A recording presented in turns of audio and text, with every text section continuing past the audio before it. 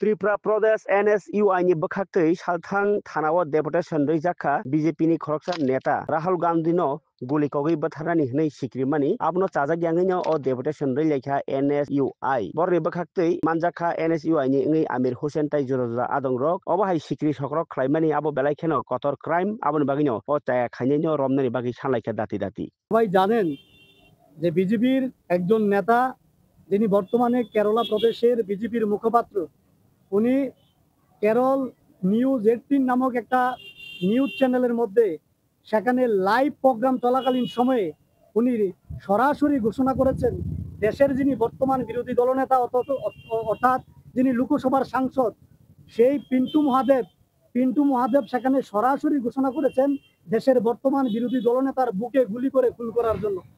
সেই জায়গায় আমরা আজকে ত্রিপুরা প্রদেশ NSUI এর পক্ষ থেকে পশ্চিম আগরতলা থানায় এসেছি বিজেপির মুখপাত্র পিন্টু মহাদেবের বিরুদ্ধে একটা মামলা করার জন্য।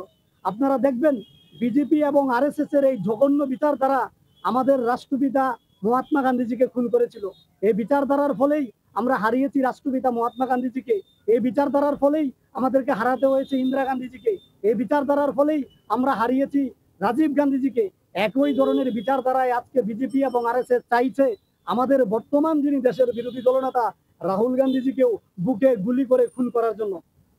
যিনি পিন্টু মহাদেব তার বিরুদ্ধে আমাদের রাষ্ট্রের যিনি রাষ্ট্রীয় কংগ্রেস দলের সভাপতি সর্বভারতীয় কংগ্রেস কমিটির সভাপতি মল্লিকার্জুন খারগে, আমাদের সাংগঠনিক যিনি সাধারণ সম্পাদক KC বেণুগোপালজি, ওনারা অমিত শাহজিকে অর্থাৎ স্বরাষ্ট্রমন্ত্রীকে সেখানে চিঠি লিখেছেন যেন পিন্টু মহাদেবের বিরুদ্ধে অনতিবিলম্বে সেখানে অ্যাকশন নেওয়া হয়, তাকে তার যে পদ সে পদ থেকে যেন তাকে সেখানে বরখাস্ত করে একটা দৃষ্টান্তমূলক শাস্তি প্রদান করা হয়, তার বিরুদ্ধে যেন দেশদ্রোহিতার মামলা আনা হয়। অথচ আজকে এতটা দিন হয়ে গেল বিজেপির সেখানে JP নাড্ডা থেকে শুরু করে সরকারের প্রধান নরেন্দ্র মোদী, অমিত শাহরা পর্যন্ত একটা শব্দ প্রয়োগ করছে না সে পিন্টু মহাদেবের বিরুদ্ধে। তাদের নীরবতা প্রমাণ করে পিন্টু মহাদেব মুখে কথা বললেও অন্তরের কথা হচ্ছে সেখানে নরেন্দ্র মোদী, অমিত শাহ এবং JP নাড্ডাদের। এখান থেকে আমরা আবারও অমিত শাহ, JP নাড্ডা এবং নরেন্দ্র মোদী সাহেবের কাছে আমরা আবেদন করতে চাই ওই কেরলার পিন্টু মহাদেবের বিরুদ্ধে যেন অনতিবিলম্বে একটা শক্ত পদক্ষেপ নেওয়া হয়, তার বিরুদ্ধে যেন দেশদ্রোহিতার মামলা নেওয়া হয়, তাকে যেন জেলে ভরা হয়।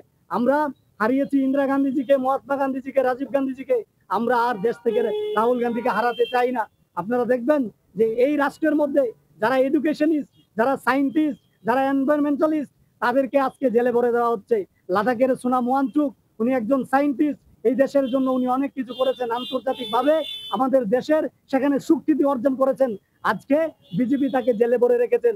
অথচ যারা টিভি চ্যানেলের মধ্যে বসে সরাসরি দেশের বর্তমান বিরোধী দলনেতাকে খুন করার হুমকি প্রদান করে, বুকে গুলি করে খুন করার কথা বলে, তাদের বিরুদ্ধে দেশের পুলিশ এবং সরকার একটা টু শব্দ পর্যন্ত করেনি। আজকে আমরা NSUI এই আগরতলা থানায় এসেছি, পশ্চিম থানাতে।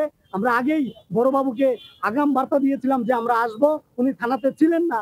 আমরা এই থানার বর্তমান যিনি ডিউটিরত অফিসার আছেন সেই অফিসারের কাছে, একজন লেডি অফিসারের কাছে আমরা আমাদের সেখানে FIR কপি তুলে দিয়েছি এবং আমাদেরকে রিসিভ কপি ওনারা দিয়েছেন। আমরা আবারও এই রাষ্ট্রের প্রধান নরেন্দ্র মোদীজির কাছে এবং এই রাষ্ট্রের স্বরাষ্ট্রমন্ত্রী অমিত শাহের কাছে এবং বিজেপি দলের প্রধান JP নাড্ডার কাছে আমরা আহ্বান এবং আবেদন রাখতে চাই, তাদের গোয়ালঘরে যে সন্ত্রাসীরা লালিত পালিত হচ্ছে তাদের বিরুদ্ধে যেন শক্ত পদক্ষেপ নেওয়া হয়, ওই পিন্টু মহাদেবের মতো জঘন্য সন্ত্রাসীদের যেন জেলে ভরা হয়।